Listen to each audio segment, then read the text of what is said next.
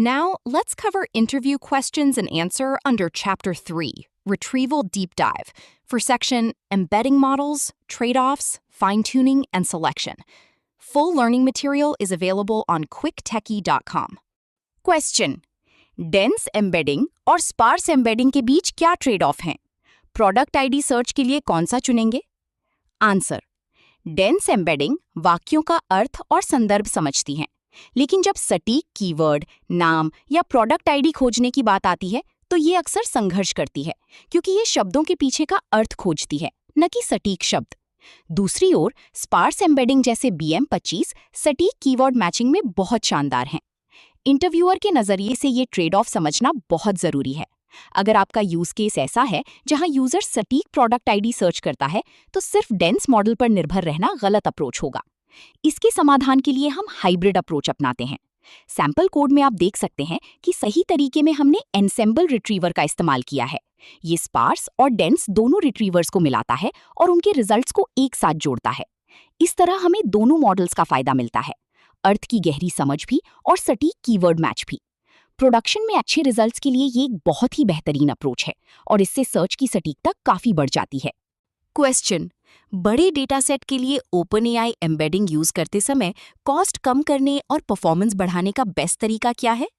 जब हम किसी बड़े एंटरप्राइज डेटा सेट को प्रोसेस करते हैं तो हर बार OpenAI या किसी पेड API से एम्बेडिंग जनरेट करना बहुत महंगा और धीमा हो सकता है। ये एक बहुत आम समस्या है।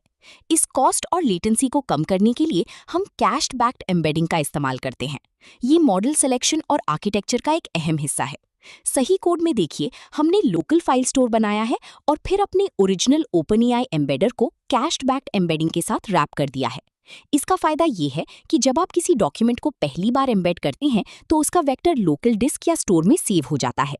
अगली बार जब वही डेटा प्रोसेस होता है तो मॉडल API को कॉल करने के बजाय सीधे कैश से वेक्टर उठा लेता है।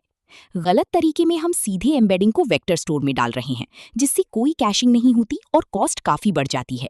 प्रोडक्शन में हमेशा कैशिंग का उपयोग करना चाहिए ताकि पैसे और समय दोनों की बचत हो सके। क्वेश्चन, अगर हम अपना एम्बेडिंग मॉडल OpenAI से बदलकर कोहेर कर दें तो क्या हम पुराने वेक्टर स्टोर का इस्तेमाल कर सकते हैं? आंसर, ये एक बहुत ही ट्रिकी लेकिन जरूरी सिनारियो है। हर एम्बेडिंग मॉडल का अपना अलग डायमेंशन साइज और ट्रेनिंग डेटा होता है। उदाहरण के लिए OpenAI का डायमेंशन 1536 हो सकता है, जबकि कोहेर या ओपन सोर्स मॉडल का डायमेंशन कुछ और होगा। इसलिए आप दो अलग अलग मॉडल्स के एम्बेडिंग्स की कभी भी एक साथ तुलना नहीं कर सकते। अगर आप मॉडल बदलते हैं तो आपको पुराने वेक्टर स्टोर को पूरी तरह से भूलना होगा और सारे डॉक्यूमेंट्स को नए मॉडल के साथ दोबारा एम्बेड करना होगा। कोड में गलत तरीके में हम पुराने डेटाबेस को सीधे नए कोहेर एम्बेडिंग फंक्शन के साथ लोड करने की कोशिश कर रहे हैं, जिससे एरर आएगा या रिजल्ट्स एकदम खराब होंगे। सही तरीके में हमने सारे ओरिजिनल डॉक्यूमेंट्स को लिया है और उन्हें नई मॉडल से प्रोसेस करके एकदम नया वेक्टर स्टोर बनाया है। सिस्टम आर्किटेक्चर डिजाइन करते समय ये ध्यान रखना चाहिए कि एम्बेडिंग मॉडल बदलना एक महंगा ऑपरेशन है, इसलिए शुरुआत में ही सही मॉडल चुनना चाहिए। Question, single fixed length vector embedding से जब महत्वपूर्ण डिटेल खो जाती हैं तो कॉलबर्ट मॉडल कैसे मदद करता है? आमतौर पर इस्तेमाल होने वाले एम्बेडिंग मॉडल्स पूरे टेक्स्ट चंक को एक सिंगल फिक्स्ड लेंथ वेक्टर में बदल देते हैं। इससे टेक्स्ट का अर्थ तो सुरक्षित रहता है, लेकिन बहुत सी छोटी और जरूरी डिटेल्स दब जाती हैं, जिससे इररेलेवेंट जानकारी भी रिट्रीव हो सकती है और मॉडल गलत जवाब दे सकता है। इस समस्या को सुलझाने के लिए कॉलबर्ट जैसे मॉडल्स का इस्तेमाल होता है। कॉलबर्ट लेट इंटरैक्शन का सिद्धांत अपनाता है। ये पूरे चंक का एक वेक्टर बनाने के बजाय डॉक्यूमेंट और यूजर क्वेरी के हर एक टोकन के लिए अलग अलग एम्बेडिंग जनरेट करता है। जब सर्च होता है तो ये क्वेरी के हर टोकन का डॉक्यूमेंट के हर टोकन के साथ मिलान करता है और फिर सबसे ज्यादा स्कोर वाले रिजल्ट्स देता है। सही कोड में हमने रागाटॉयल लाइब्रेरी के जरिए कॉलबर्ट का प्री ट्रेन्ड मॉडल लोड किया है और उसे लैंगचेन रिट्रीवर में बदला है। ये फाइन ट्यून रिट्रीवल का एक बहुत शक्तिशाली तरीका है जो सर्च की एक्यूरेसी को कई गुना बढ़ा देता है, खासकर जब डेटा बहुत जटिल हो। Now let's cover interview questions and answer under Chapter 3, Retrieval Deep Dive, for section The Runnable Protocol, Standardizing Input-Output Interfaces. Full learning material is available on quicktechie.com. Question, LangChain के रनेबल प्रोटोकॉल में single, multiple और real time data process करने के लिए कौन से methods use होते हैं? आंसर, एक इंटरव्यूअर के तौर पर मैं अक्सर देखता हूं कि डेवलपर्स मल्टीपल इनपुट्स को प्रोसेस करने के लिए कस्टम लूप्स लिखते हैं, जो परफॉर्मेंस को काफी धीमा कर देता है। लैंगचेन का रनेबल प्रोटोकॉल सभी कंपोनेंट्स को एक स्टैंडर्ड इंटरफेस देता है। इसमें 3 मुख्य मेथड्स होते हैं: इन्वोक, बैच और stream. Invoke method single input को लेकर सिंगल आउटपुट देता है। जब हमें एक साथ कई सवालों के जवाब चाहिए होते हैं तो हम लूप लगाने के बजाय बैच मेथड का इस्तेमाल करते हैं। ये बैकग्राउंड में डेटा को पैरेलल प्रोसेस करता है, जिससे बहुत सारा टाइम बचता है। और अगर हमें आउटपुट जनरेट होते ही यूजर को तुरंत दिखाना है तो स्ट्रीम मेथड काम आता है। कोड में आप साफ देख सकते हैं कि कस्टम लूप लगाने के बजाय सीधे रनेबल मेथड्स का इस्तेमाल करना कितना आसान और ऑप्टिमाइज्ड है। ये प्रोटोकॉल पूरे सिस्टम को प्रिडिक्टेबल और रीयूजेबल बनाता है। क्वेश्चन: हाई ट्रैफिक एपीआई में ब्लॉकिंग इशू से बचने के लिए रनेबल प्रोटोकॉल का कौन सा फीचर काम आता है? आंसर: हाई ट्रैफिक एप्लीकेशंस में सिंक्रोनस कॉल्स पूरे सर्वर को ब्लॉक कर देती हैं, जिससे बाकी यूजर्स को लेटेंसी का सामना करना पड़ता है। इस समस्या से निपटने के लिए रनेबल इंटरफेस अपनी सभी कोर मेथड्स की एसिंक्रोनस वर्जन फ्री में प्रोवाइड करता है। अगर आप इन्वोक, बैच या स्ट्रीम का इस्तेमाल कर रहे हैं तो आप बस उनके आगे ए लगाकर उन्हें एसिंक्रोनस बना सकते हैं, जैसे ए इन्वोक, ए बैच और ए स्ट्रीम। गलत कोड वाले हिस्से में एसिंक्रोनस फंक्शन के अंदर सिंक्रोनस मेथड का इस्तेमाल किया गया है, जो सिस्टम की परफॉर्मेंस को खराब कर देगा। सही तरीके में हमने ई इन्वोक का इस्तेमाल किया है, जिसके साथ अवेट कीवर्ड लगाना जरूरी है। इससे बैकग्राउंड में मॉडल अपना काम करता रहता है और हमारा मेन थ्रेड ब्लॉक नहीं होता। प्रोडक्शन एनवायरनमेंट में स्केलेबिलिटी बढ़ाने के लिए हमेशा एसिंक्रोनस रनेबल मेथड्स का इस्तेमाल करना चाहिए। क्वेश्चन: अगर मुझे अपने कस्टम पाइथन फंक्शन को लैंगचेन पाइपलाइन में रनेबल बनाना हो तो सही अप्रोच क्या है? आंसर: कई बार हमें वर्कफ्लो में अपना कस्टम बिजनेस लॉजिक डालना पड़ता है, लेकिन normal Python function pipe operator के साथ सीधे काम नहीं करते, क्योंकि वो रनेबल प्रोटोकॉल को फॉलो नहीं करते हैं। इसे ठीक करने के लिए हम चेन डेकोरेटर या रनेबल लैम्डा का उपयोग करते हैं। जब हम किसी कस्टम फंक्शन के ऊपर चेन डेकोरेटर लगाते हैं तो लैंगचेन उस फंक्शन को अंडर द हुड ऑटोमेटिकली एक रनेबल ऑब्जेक्ट में बदल देता है। इससे उस कस्टम फंक्शन को भी इन्वोक, बैच और स्ट्रीम जैसे मेथड्स का सपोर्ट बिना अलग से कोड लिखे मिल जाता है। कोड में देखिए, गलत तरीके में हमने सीधे नॉर्मल फंक्शन को डेक्लेरेटिव पाइप में डाल दिया है, जिससे टाइप एरर आएगा, जबकि सही तरीके में हमने चेन डेकोरेटर का इस्तेमाल किया है। इससे आपका कस्टम कोड भी पूरे इकोसिस्टम के साथ स्टैंडर्ड इनपुट और आउटपुट इंटरफेस में पूरी तरह से सिंक होकर काम करने लगता है। क्वेश्चन: इम्पेरेटिव और डेक्लेरेटिव दोनों तरीकों में रनेबल इंटरफेस किस तरह से एक समान इनपुट और आउटपुट इंश्योर करता है? आंसर: रनेबल प्रोटोकॉल का सबसे बड़ा फायदा ये है कि चाहे आप एक एक करके कंपोनेंट्स को मैन्युअली कॉल करें, जिसे इम्पेरेटिव अप्रोच कहते हैं, या फिर पाइप ऑपरेटर का उपयोग करके एक डेक्लेरेटिव चेन बनाएं, दोनों मामलों में एग्जीक्यूशन का इंटरफेस एकदम समान रहता है। हर एक रनेबल कंपोनेंट, चाहे वो प्रॉम्प्ट हो, मॉडल हो या आउटपुट पार्सर, इसी प्रोटोकॉल के कारण एक दूसरे से आसानी से जुड़ पाते हैं। सैंपल कोड में आप देख सकते हैं कि इम्पेरेटिव तरीके में हमें हर स्टेप को अलग से इन्वोक करना पड़ता है और डेटा मैन्युअली पास करना होता है, लेकिन डेक्लेरेटिव अप्रोच में हम पाइप ऑपरेटर से एक चेन बनाते हैं और फिर उस पूरी चेन पर एक साथ इन्वोक मेथड कॉल कर देते हैं। चेन के अंदर भी डेटा इसी रनेबल इंटरफेस के जरिए एक कंपोनेंट से दूसरे कंपोनेंट तक फ्लो करता है। इससे सिस्टम का आर्किटेक्चर बहुत साफ रहता है और नए कंपोनेंट्स ढूंढना बहुत आसान हो जाता है। Now let's cover interview questions and answer under Chapter 3, Retrieval Deep Dive, for section Chains in Depth, Sequential, Transformation, and Router Chains. Full learning material is available on quicktechie.com. Question: अगर पहले SQL query बनानी है और फिर उसका explanation देना है तो सीक्वेंशियल चेन कैसे काम करेगी? आंसर: जब हमें एक के बाद एक मल्टीपल स्टेप्स में काम करना होता है तो सीक्वेंशियल चेन का इस्तेमाल किया जाता है। पहले हम इम्पेरेटिव तरीके से मैन्युअली हर आउटपुट को अगले फंक्शन में पास करते थे, जो काफी मुश्किल होता था। अब लैंगचेन एक्सप्रेशन लैंग्वेज की मदद से हम पाइप ऑपरेटर का यूज करके आसानी से सीक्वेंशियल चेन बना सकते हैं। दिए गए सही कोड में आप देख सकते हैं कि हमने पहले एसक्यूएल जनरेट करने वाली एक कस्टम चेन बनाई और फिर उसकी रिजल्ट को एक्सप्लेन करने वाली दूसरी चेन से जोड़ दिया। यहाँ रनेबल पास थ्रू की मदद से ओरिजिनल इनपुट डिक्शनरी में नया की वैल्यू पेयर जोड़कर आगे बढ़ाया जा रहा है, ताकि एक्सप्लेनेशन वाले मॉडल को पूरा कॉन्टेक्स्ट मिल सके।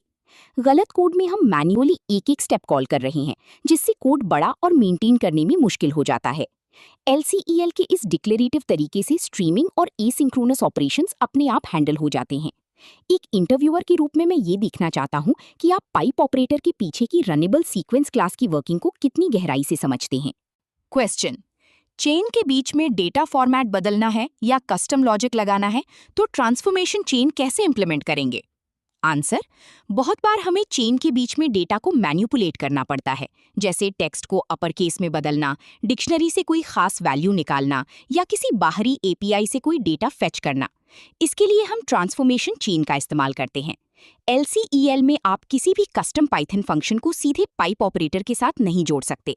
इसके लिए हमें रनेबल लैम्डा का इस्तेमाल करना होता है, जो हमारी साधारण फंक्शन को लैंगचेन के रनेबल इंटरफेस में बदल देता है। सही कोड में हमने दिखाया है कि कैसे एक कस्टम फंक्शन को रनेबल लैम्डा में लपेटकर प्रॉम्प्ट और मॉडल के बीच जोड़ा गया है। गलत कोड में सीधे पाइथन फंक्शन पास किया गया है, जिससे रन टाइम एरर आएगा। रनेबल लैम्डा का सबसे बड़ा फायदा ये है कि ये आपके कस्टम लॉजिक को चेन के फ्लो में आसानी से इंजेक्ट कर देता है। अगर आपका ट्रांसफॉर्मेशन फंक्शन एसिंक्रोनस है तो लैंगचेन उसी भी अपने आप सपोर्ट करता है। प्रोडक्शन लेवल एप्लीकेशंस में डेटा क्लीनिंग या फॉर्मेटिंग के लिए ये एक बहुत ही क्रिटिकल कॉन्सेप्ट है, जो हर डेवलपर को अच्छी तरह से पता होना चाहिए। क्वेश्चन, यूजर के सवाल को डायनामिकली अलग अलग प्रॉम्प्ट या मॉडल पर भेजना है तो राउटर चेन का सेटअप कैसे किया जाता है? आंसर, जब हमारा एप्लीकेशन बड़ा होता है तो हर सवाल का जवाब एक ही मॉडल या प्रॉम्प्ट से देना सही नहीं होता। राउटर चेन हमें ये सुविधा देती है कि हम यूजर की क्वेरी को समझकर उसे सही एक्सपर्ट या चेन के पास डायनामिक तरीके से भेज सकें। सही तरीके वाले कोड में हमने पहले एक LLM का इस्तेमाल करके यूजर के सवाल का इंटेंट निकाला है, जैसे कि वो टेक्निकल सवाल है या सेल्स का। फिर एक कस्टम राउटिंग फंक्शन बनाया है जो उस इंटेंट के आधार पर सही सब चेन को कॉल करता है। इसे रनेबल लैम्डा के जरिए मीन चेन से जोड़ा गया है।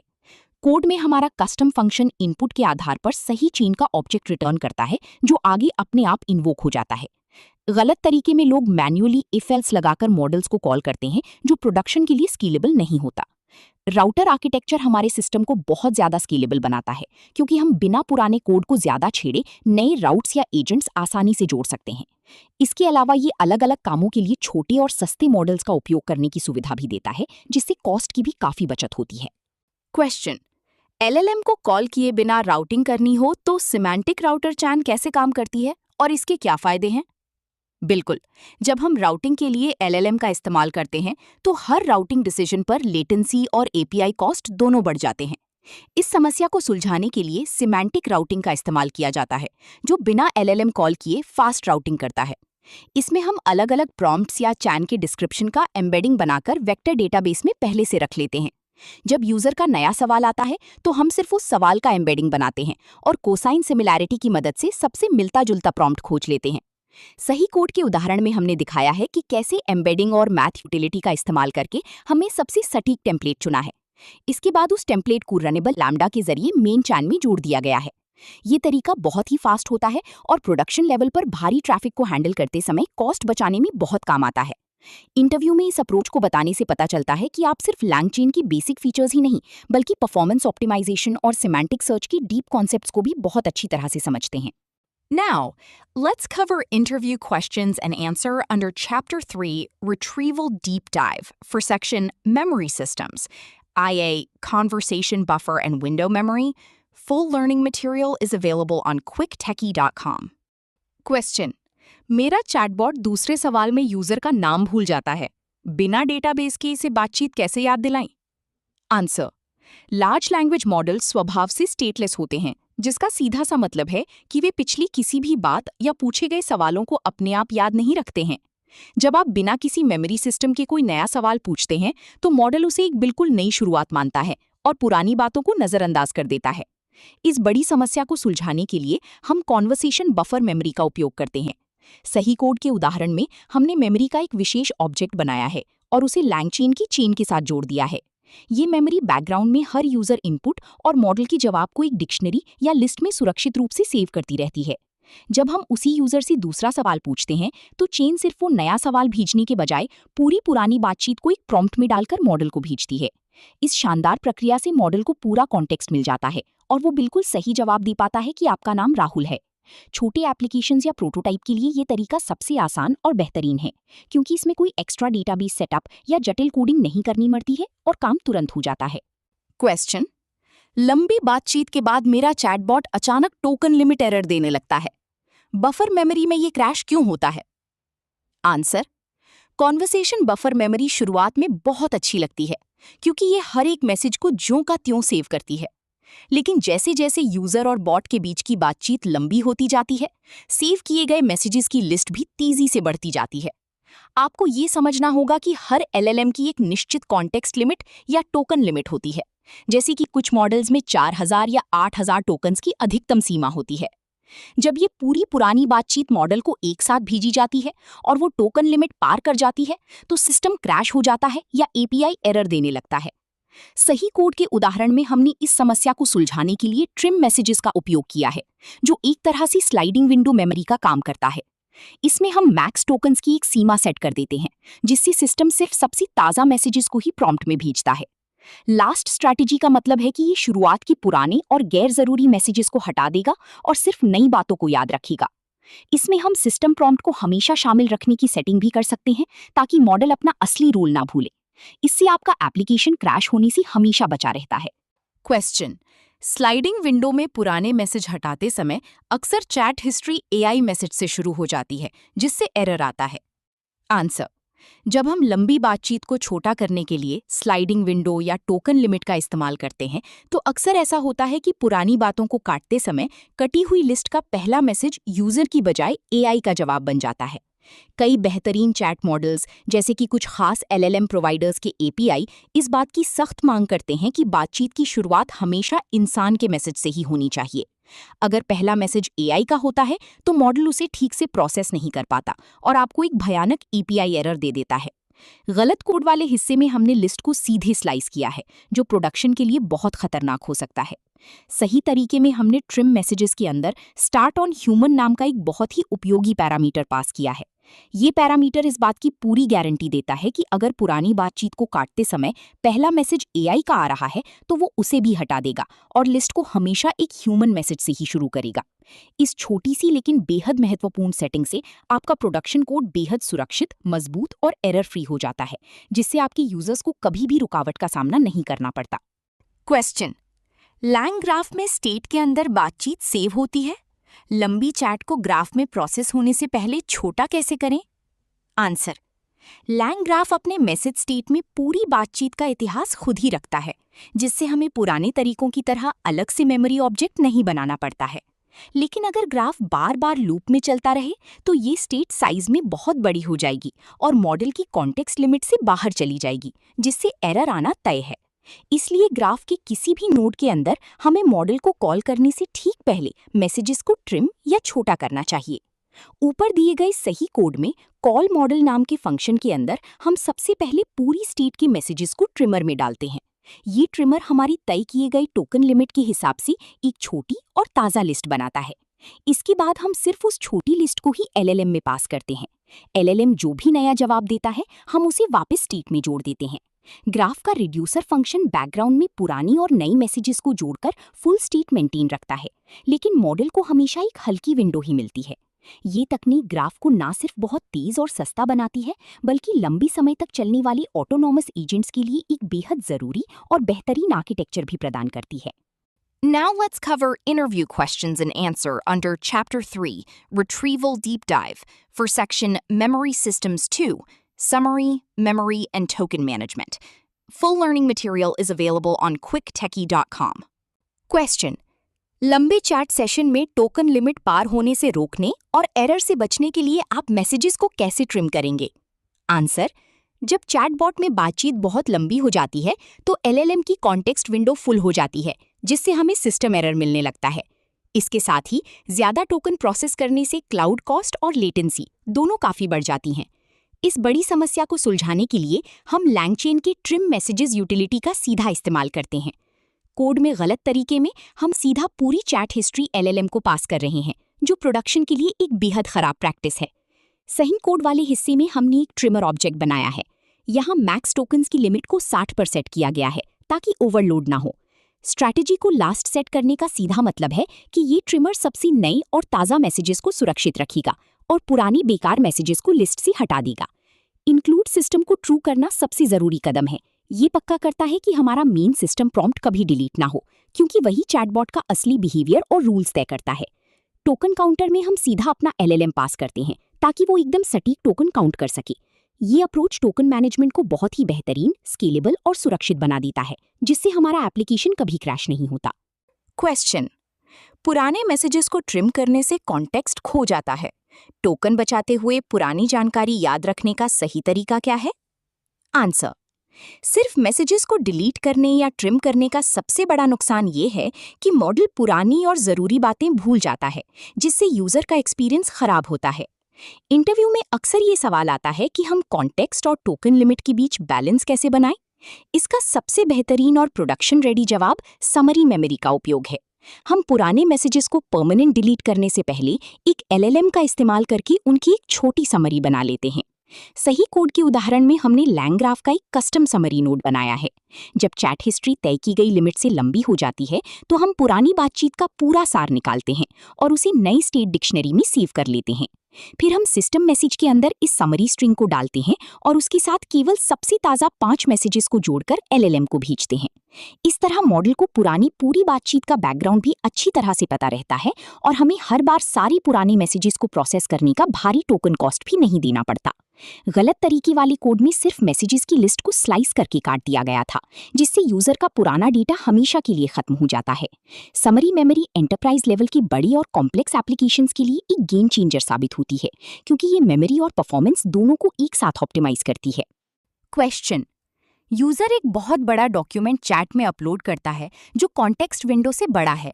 आप इसे मेमोरी में कैसे प्रोसेस करेंगे? आंसर: जब यूजर ऐसा डॉक्यूमेंट या वीडियो ट्रांसक्रिप्ट अपलोड करता है जो LLM की कॉन्टेक्स्ट विंडो से काफी बड़ा होता है, तो स्टफिंग अप्रोच पूरी तरह से फेल हो जाती है। मॉडल सारे टोकन्स को एक्सेप्ट ही नहीं करता। इस टोकन लिमिट की समस्या को हैंडल करने के लिए हम मैप रिड्यूस तकनीक का उपयोग करते हैं। गलत कोड में हमने पूरा डॉक्यूमेंट एक ही बार में पास करने की कोशिश की है, जो एरर देगा। सही कोड में हमने लैंग्राफ के सेंड API का उपयोग करके मैप रिड्यूस लागू किया है। सबसे पहले मैप स्टेप में हम बड़े डॉक्यूमेंट को छोटे चंक्स में बांटते हैं और हर चंक को पैरेलल में प्रोसेस करने के लिए सेंड का इस्तेमाल करते हैं। ये एक साथ कई LLM कॉल्स ट्रिगर करता है, जिससे हर हिस्से की एक छोटी समरी बन जाती है। फिर रिड्यूस स्टेप में हम इन सभी छोटी समरीज को एक साथ जोड़ते हैं और LLM को भेजकर एक फाइनल समरी तैयार करते हैं।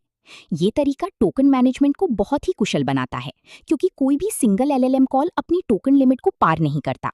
इसके अलावा पैरेलल प्रोसेसिंग की वजह से लेटेंसी भी बहुत कम हो जाती है। ये एंटरप्राइज एप्लीकेशंस में लंबे डेटा को प्रोसेस करने का सबसे स्टैंडर्ड तरीका है। क्वेश्चन: लंबी चैट हिस्ट्री टोकन्स को प्रोसेस करते समय LLM अक्सर बीच की जानकारी भूल जाते हैं। इस समस्या को कैसे ठीक करेंगे? आंसर: जब हम टोकन मैनेजमेंट करते हैं तो सिर्फ टोकन्स की गिनती ही नहीं, बल्कि उनका क्रम भी बहुत मायने रखता है। रिसर्च से पता चला है कि LLM इंसानों की तरह ही प्राइमेसी और रीसेंसी इफेक्ट दिखाते हैं।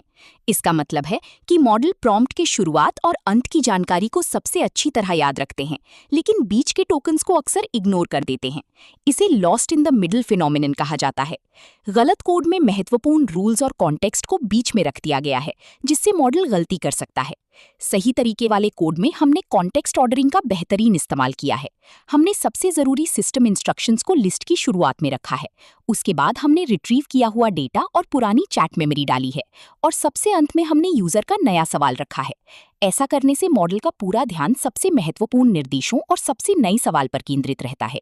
मेमोरी सिस्टम डिजाइन करते समय ये ध्यान रखना बहुत जरूरी है कि पुरानी चैट हिस्ट्री कभी भी नए सवाल या सिस्टम रूल्स को ओवरशैडो ना करे।